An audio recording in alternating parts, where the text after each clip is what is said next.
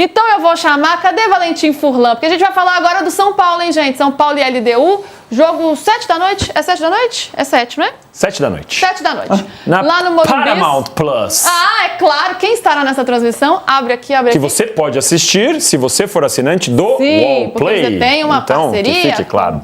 Então, Paulo Vinícius Coelho estará nessa transmissão que vocês acompanham 7 da noite na Paramount. São Paulo e LDU, claro, valendo vaga na semifinal.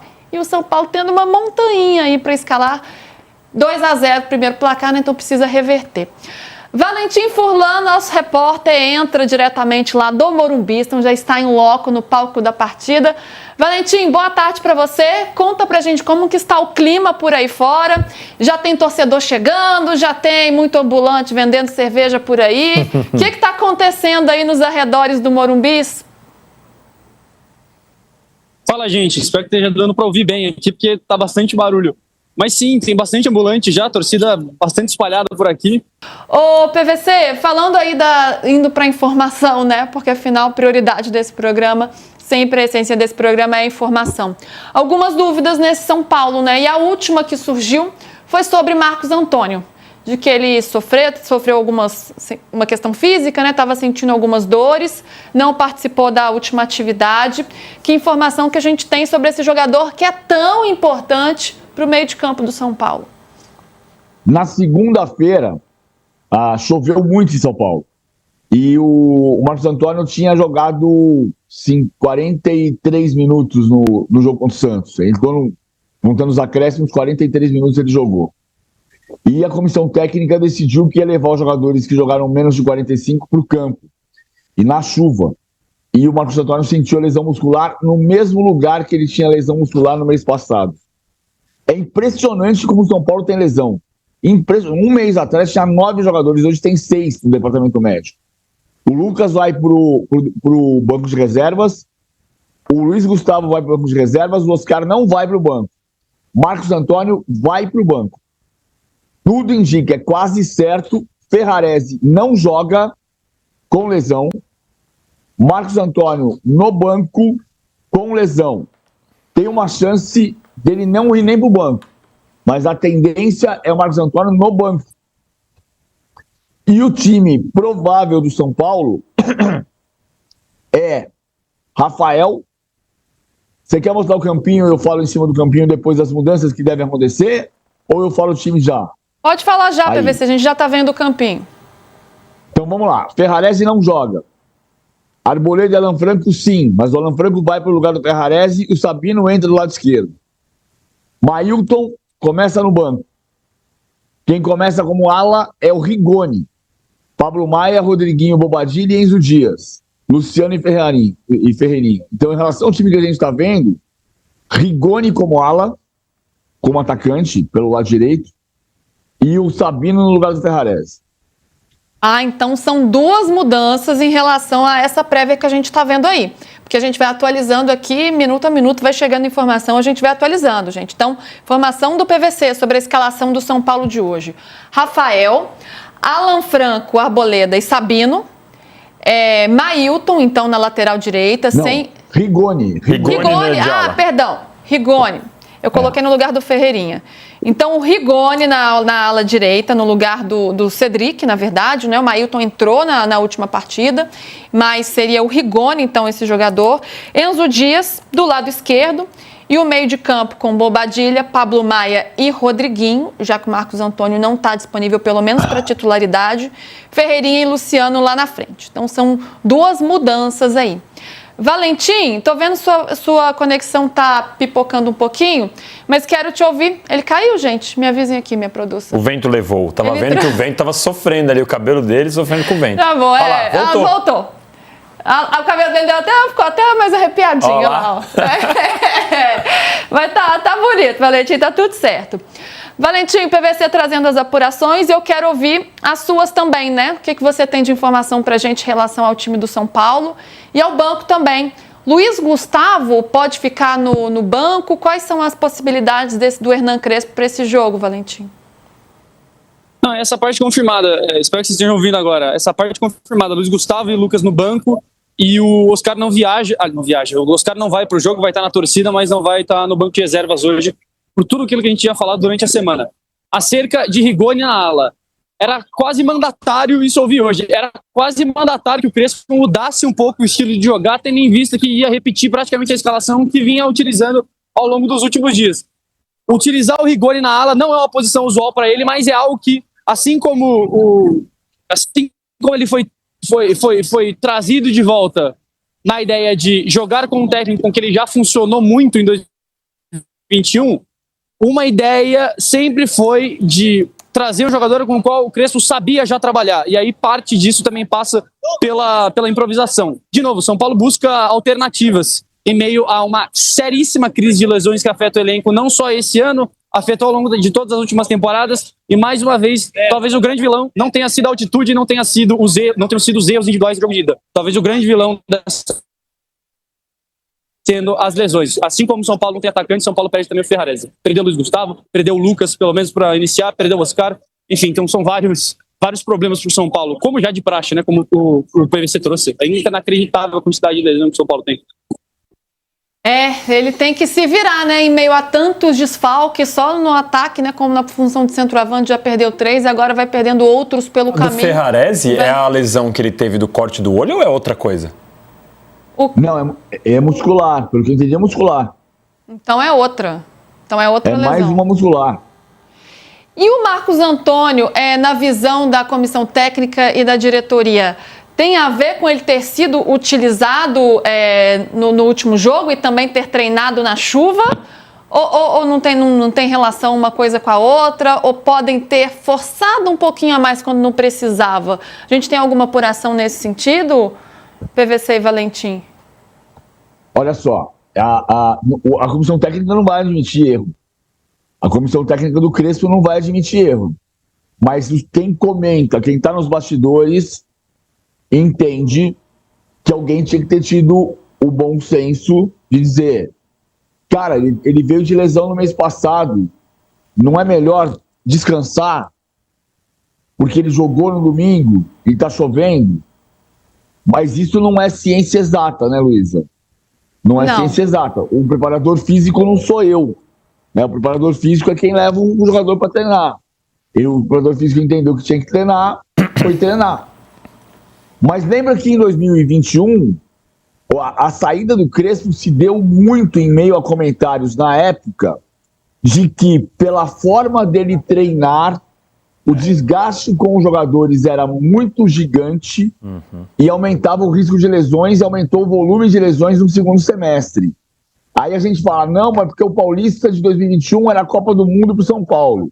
Sim, mas muita gente achava que tinha que treinar num ritmo diferente. E aí o Crespo acabou sendo demitido naquela ocasião em 2021.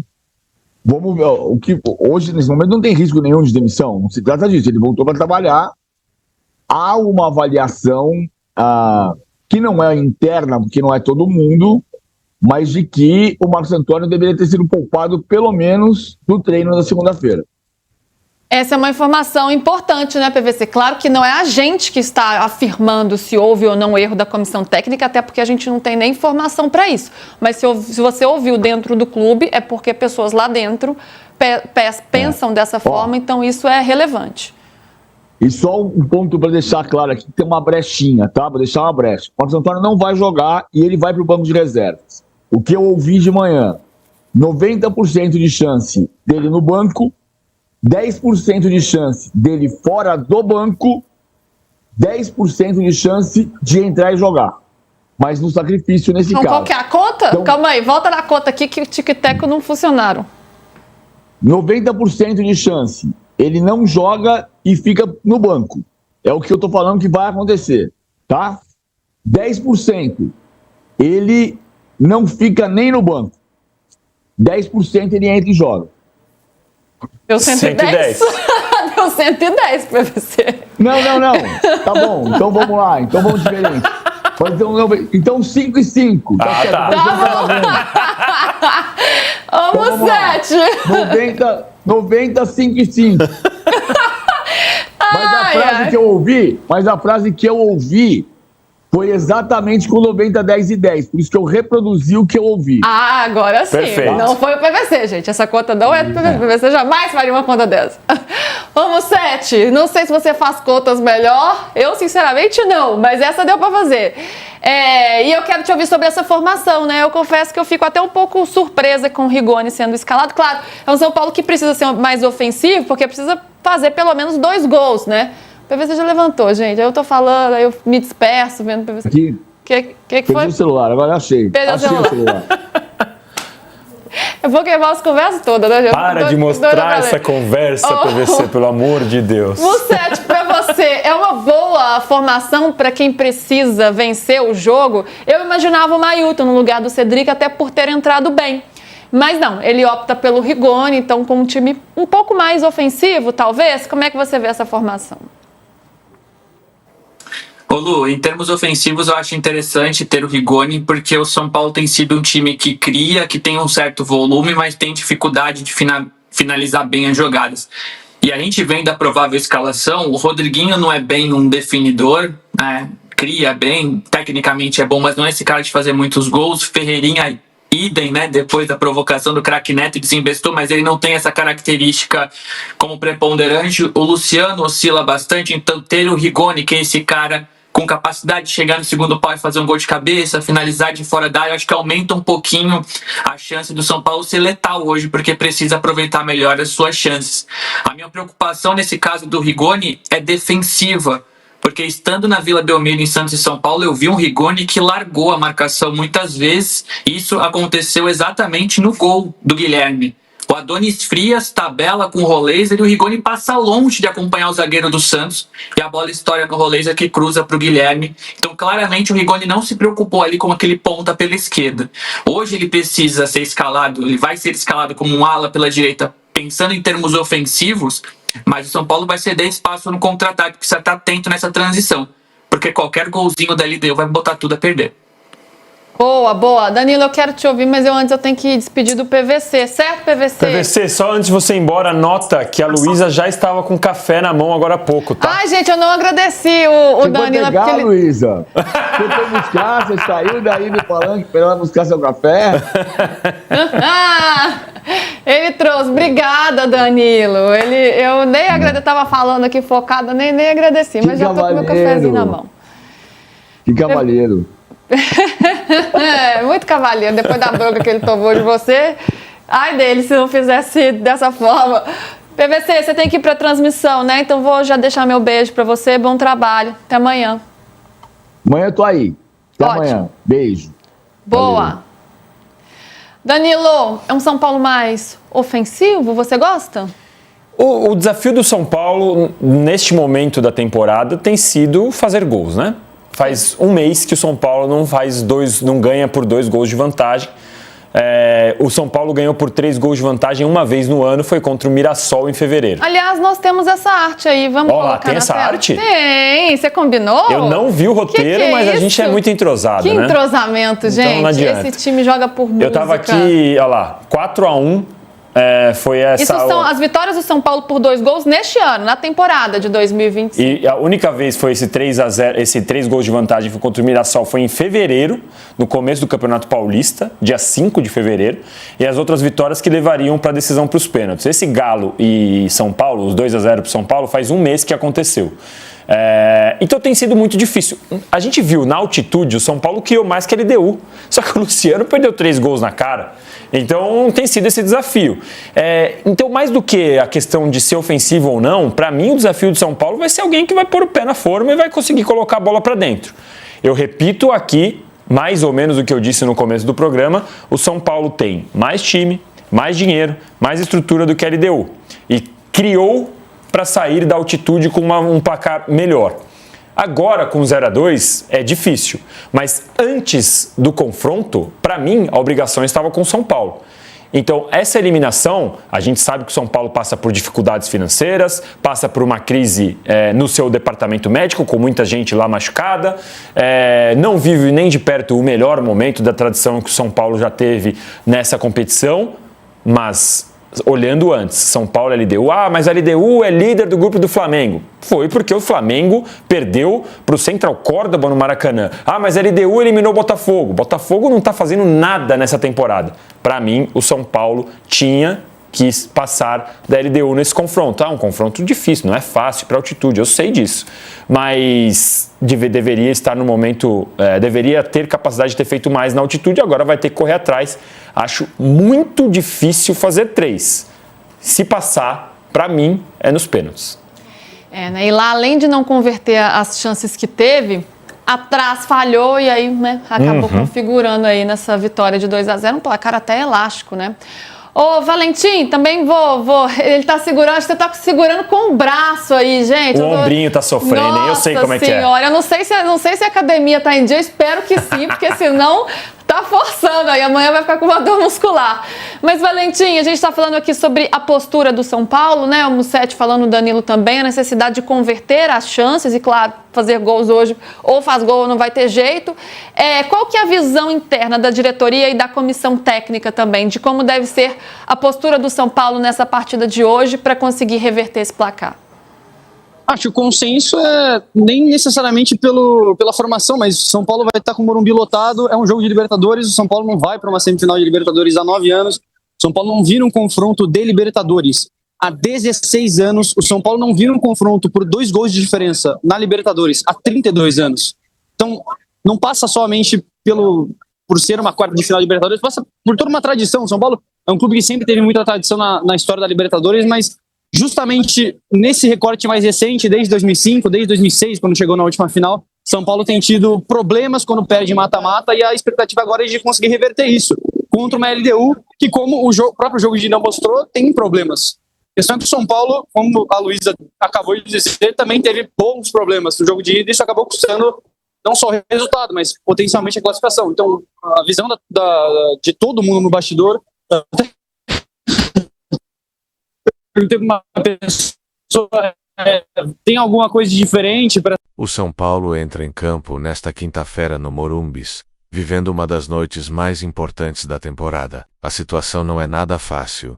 O tricolor perdeu por 2-0 no jogo de ida contra a LDU, no Equador. E agora precisa de uma vitória por 3 gols de diferença para avançar diretamente à semifinal da Libertadores. Caso vença por 2 gols de diferença, a decisão vai para os pênaltis. É aquele típico confronto de Libertadores que separa times comuns dos gigantes, que testa o coração do torcedor e exige uma resposta à altura da tradição do São Paulo, e se tem algo que pode alimentar a confiança do torcedor. É a história de superação e a força de jogadores que estão voltando justamente nessa hora. Hernan Crespo terá novidades importantes no banco de reservas. Lucas, recuperado de uma artroscopia no joelho, e Oscar, que ficou meses afastado por fraturas nas vértebras lombares, foram relacionados e estão prontos para ajudar. É claro que não devem começar entre os titulares, mas só a presença deles já muda o ambiente, já dá confiança ao elenco e coloca ainda mais gás na arquibancada. Outro nome que pode reaparecer é o volante Luiz Gustavo. Há 38 anos, ele superou um tromboembolismo pulmonar, treinou forte, voltou a ter ritmo e pode ser relacionado. Uma história de superação impressionante, que mostra o peso da experiência em momentos decisivos como esse. No time titular, Crespo ainda tem algumas dúvidas. Marcos Antônio, que vinha sendo peça importante no meio-campo, sentiu um desconforto muscular e pode ficar de fora. Caso isso aconteça, Pablo Maia ou até mesmo Alisson podem ganhar a vaga. Na defesa, não há mistério. Rafael no gol, Ferraresi, Arboleda e Alan Franco, formando a linha de 3 zagueiros. Nas alas, Meiton deve assumir a lateral direita, já que Cedric enfrentou uma virose e perdeu ritmo. Do lado esquerdo, Enzo Dias segue como titular. No meio, Bobadilla, Rodriguinho e, possivelmente, Marcos Antônio, se tiver condições, ou então sua vaga será preenchida por uma das opções já citadas. No ataque, Luciano é o homem de confiança, titular absoluto e responsável por carregar a esperança de gols. Ao seu lado, a disputa está entre Ferreira e Rigoni, e a escolha pode depender do que Crespo planeja para os minutos finais de jogo. Já que pode precisar de intensidade ou de alguém para segurar a posse de bola do outro lado, a LDU vem embalada pela vantagem conquistada no Equador. O time equatoriano pode perder por até um gol de diferença que mesmo assim garante a vaga na semifinal. É o tipo de cenário perigoso, porque dá a eles a chance de jogar com o regulamento debaixo do braço. Mas o São Paulo sabe que precisa partir para cima desde o primeiro minuto, sem dar espaço, sem vacilar na defesa e com a torcida jogando junto. O Morumbis vai pulsar, e isso pode ser o diferencial da partida. É por isso que este duelo tem todos os ingredientes de um jogo histórico. A pressão, a superação dos jogadores que estão voltando, a desvantagem no placar agregado e a necessidade de buscar gols. É aquela partida que pode marcar a temporada do São Paulo de forma definitiva, seja pelo triunfo heróico ou pela frustração da eliminação. E o torcedor sabe, é justamente nesses momentos que o tricolor costuma mostrar sua grandeza. Agora, eu quero saber de você. Torcedor, acredita que Lucas pode entrar no segundo tempo e ser decisivo? Será que Oscar pode voltar em grande estilo e ajudar na criação? E quem você acha que será o protagonista dessa noite, Luciano Ferreira ou alguém que ninguém está esperando? Deixe seu comentário aí embaixo, porque a sua opinião é muito importante para nossa resenha. E claro, não esquece, deixa o like no vídeo, se inscreve no canal e ativa o sininho, porque aqui você não perde nada do que acontece no São Paulo hoje. A partir das 19 horas, todos os olhos vão estar no Morumbis. E seja qual for o resultado, vamos estar juntos para viver cada emoção dessa grande decisão da Libertadores.